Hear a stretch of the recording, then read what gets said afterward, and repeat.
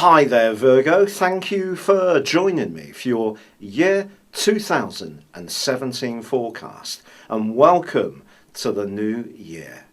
This year begins with your ruling planet of Mercury twisting backwards in a retrograde. Now, the planetary influences at the very start of the year, the first day, are going to provide a backdrop for the whole year. This is your solar return. So this retrograde is quite critical, especially as it's influencing your sector of creativity and also of romance. The Sun is here as usual at this time of the year, but the Sun is forging an awesome angle to Mars, which is in your sector of interaction with others and of partnership. And Mars, therefore, is going to fire you up to reach out and connect much more with people throughout 2017. But there is a caveat, because Mars is connecting with the planet of dreams, Neptune. So your expectations around relationships can be very high this year. Nothing wrong with that at all. But remember, Neptune can distort as well as create a sense of supreme hopefulness. So we just need to stay a little bit grounded. But the angle between the Sun and Mars suggests that when it comes to your creativity, this can be a year when you can be really thrusting forwards. So why is Mercury retrograde going to be a factor? Well, the way you think and the way you go about things in life is strongly influenced by Mercury, being your personal planet. And the retrograde suggests that you will need to take a great deal of care this year around the way you express your ideas. Now, detail, precision, things that you have a great understanding of, and the way that you go about things in your normal business suggests that you can counteract the Mercury retrograde better than a lot of other zodiac signs. So I just feel it's going to be important for you to try to visualize throughout 2017 the impact of your ideas and what you're desiring is going to have on other people. And if you can think outside of your own situation like this, you can overcome some of the glitches that Mercury's retrograde can understandably throw up. Now also, at the turn of the year, Venus is in a part of your horoscope that's to do with practicalities. So if you are thinking about making a new relationship come about in your life in the new year, don't be surprised if it does crop up or occur in a very practical location that you get chatting to somebody new. This could be waiting for public transport. It may be at the water cooler at work. It could be at the gym or the doctor's surgery. You could just spontaneously start chatting to someone, and your enthusiasm is going to be really infectious right throughout this year. But of course, we need to look at the longer term planetary influences, and the biggest one of those is Pluto. Pluto does continue in the part of your horoscope that's to do with self-expression. This is the planet of transformation. So over the last 7 years, you've been shifting a lot in terms of evolving as a human being and how you can pitch yourself and your greatest talents to the world at large. It's also had quite a big impact on your thinking around your love life and children too. But as this year begins, you've of course got the Sun in the same location and Mercury too. So there's 3 lots of this 5th house influence, and that's why self-expression is going to be the key this year. But Saturn, the planet of structure, is going to spend pretty well all of the year bar 2 weeks in the part of your scope to do with your home, emotional and family life. And of course it can be quite restrictive. And then Jupiter, the planet of fortune, growth and expansion, is in your sector of everyday resources, which can be wonderful for strokes of luck throughout the year through to the 10th of October before Jupiter transits into the sign of Scorpio. However, in the first couple of months of this year, Saturn's going to be forging an amazing link with Jupiter. And it wouldn't be a surprise for some Virgo people if you were trying to find some more flexible ways to earn more money. And some of these could come from a small or part-time enterprise, or perhaps one you're working on from home. Then again, some Virgo folk may build a couple of part-time roles around family life. Flexibility is going to be important, but if you're entrepreneurial in your approach, then Jupiter can reward you this year, but it may require quite a lot of self-discipline to juggle all the different demands upon you. Now, Saturn is also going to be forging a superb angle to Uranus, and that's going to go on through to June. Don't be surprised, therefore, if you're making some changes to actually where you live.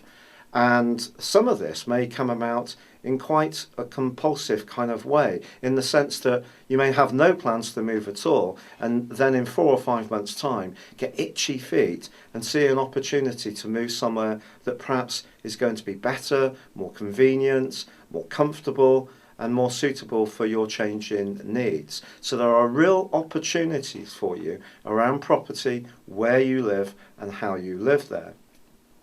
But in the first 2 months of this year, Jupiter and Uranus are also in opposition. And this aspect is asking you not to get too carried away with those entrepreneurial ideas to the point that you're not checking them out in your normal, very analytical and scrutinizing way. And that's why that retrograde in Mercury is so important. A lot of astrologers propagate the view that Mercury retrograde can always be hugely negative. And it can, for sure, throw up some issues, particularly around public transport, anything to do with employment disputes, strikes, transport systems, distribution, communication, and also, obviously, hardware when it comes to PCs, cars, can often go a little bit wrong when Mercury is retrograde. But I think this Mercury retrograde this year is just encouraging you to both be self-expressive, but use that more scrutinizing side of your nature to full effect. Now, because the Sun and Mars are cooperating so marvellously at the start of this year, you will be in the mood to take the initiative this year, but it all has to pass back through the filter, which is Saturn, which asks you the simple test: does it feel right in my heart? Do I feel really comfortable with this in my emotions? And however flamboyant someone is you meet, or however brilliant an idea may seem, and however dazzling it may appear, check it through the prism of Saturn. Does it feel comfortable? And that will keep you nice and safe and secure. Now, by the 26th of January, Mars is going to be switching signs, and it moves into your the part of your horoscope that's to do with shared resources. And this can give you an awful lot of get-go when it comes to the deeper and more passionate side of love. And if you are wanting to be a bit raunchier in your approach to a relationship, the following 6 weeks can be fascinating. But I also feel this can give you the determination to improve your resources. But then that brings us to the first eclipse of the year on the 11th of February. And this occurs in your 12th solar house. But it is forging a super link with that trio of planets of Saturn, Uranus and also Jupiter. But I think what this is just basically saying to you is tune into your deeper self in terms of trying to unlock your qualities and skills, because there may be something that's grown dormant that you used to use, or an old skill that you learnt, or a qualification that you gained, or a hunch you may have that can be hugely important to your progress in the following 6 months, and particularly around creating greater structural security in your situation. So don't ignore your sixth senses in the following 6 months. But then on the 21st of February, we have a very powerful a solar eclipse in the sign of Pisces. Now for you, this of course is all about relationships again. And it's interesting because if we go back to the 1st of September and the solar eclipse last year, that of course triggered energy in your sign, and then the lunar eclipse of the 16th was in Pisces, and it was conjunct Neptune, and Neptune's shimmering next to Mars as this year begins. But this particular one is alongside Neptune again, so it suggests sensitivity around the way you interact with others is going to be a crucial factor to how you make relationships work for you for the first half of the year, well, at least round to August. Now Saturn is a planet which goes into a retrograde every single year for 5.5 months. And it does that this year on the 6th of April. And it's going to be switching backwards until just about the time of your birthday. When Saturn goes into a retrograde, there is little doubt that it does ask us to look even deeper into our situation to understand our needs. And for you, it's all about where you live, how you live there, and who with. Now, there may be some tense scenes, but there's also the opportunity to learn a lot more about what makes you really tick. If you do move through this period of time, it's going to be fascinating to see how it pans out. Because remember, Saturn continues to forge a fantastic link with Uranus, which asks you to be both progressive but also conservative all at the same time in terms of balancing your instincts. And remember, as I said, put everything through the creative desires, the relationship desires, which are going to be so strong this year. Keep channeling them through the prism of Saturn, which is all about, does it feel right? Does it feel secure? And I think that's going to help you to deal with this retrograde. We then have, from the middle of July through to the middle of August, a right angle between Jupiter and Pluto. There could be some kind of breakthrough financially during this period of time, particularly if you are a very creative Virgoan. But equally, it could see you go for the main chance almost too much. Now, Jupiter can get things out of proportion, so just try to stay a little grounded. Jupiter is also going to be getting back into that opposition with Uranus across the August and September months of this year.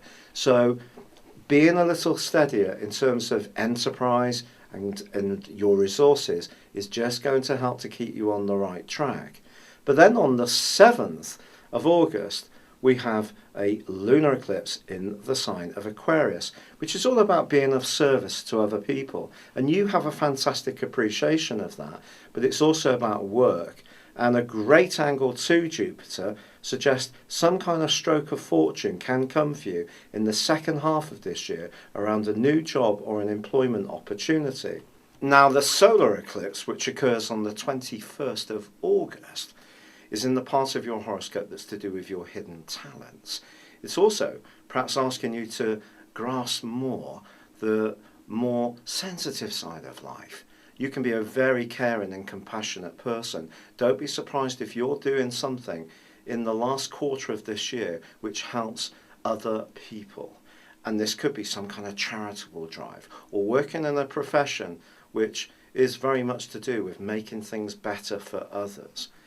This could be have a practical dimension, but you can still be of great assistance on the back of this solar eclipse. Now, eclipses work in pairs, so these two is very much about getting the balance right about your needs and in terms of your inner, quieter and more reflective needs, and also what you want to do with other people. And finding that right balance in the last half of the year is going to be the challenge. But perhaps the most joyful piece of news for you is that on October the 11th, Jupiter, the planet of growth, good fortune and expansion, is going to move from your sector of finance, which I hope it's rewarded you up until this point in the first 9.5 months of the year. It's going to move into your sector of ideas. And because your sign is ruled by Mercury, the planet of communication, your idea sector is going to absolutely sparkle in the last part of the year. Jupiter is going to give you a lot of encouragement to get your voice heard. It sees you moving into a much more ethereal kind of sphere because there is a lot of practicality in terms of the demands of Jupiter, Saturn and Uranus in the early parts of the year, but I think in the latter parts of the year, that creativity that I spoke to you that's possible from your solar return can really start to bubble to the fore. And yet in December, you may find that there's a tricky and rather emotional decision that you have to make. It could be linked to a move, it may be to do with a family situation, and a heart-to-heart may be required with someone. If you have gone through a certain amount of transformations as far as your own personal emotional needs in the previous 2.5 years, it may feel like another case of oh not again, but stick with it, because the lessons you will have learned will help you to deal with this in a much stronger and more secure way. And by the time Saturn moves into the most self-expressive part of your horoscope on the 20th of December, where it will be for the next 2.5 years, that's priming you up, getting you to prepare to work really hard at making the most of those talents which are going to flourish all through this year. But Saturn's going to ask you to sweat the asset even more in the next period of time. It's been a real pleasure being with you, Virgo. I'm wishing you every happiness in 2017. You can tune into my weekly and monthly broadcast on my channels each week. Thank you and goodbye.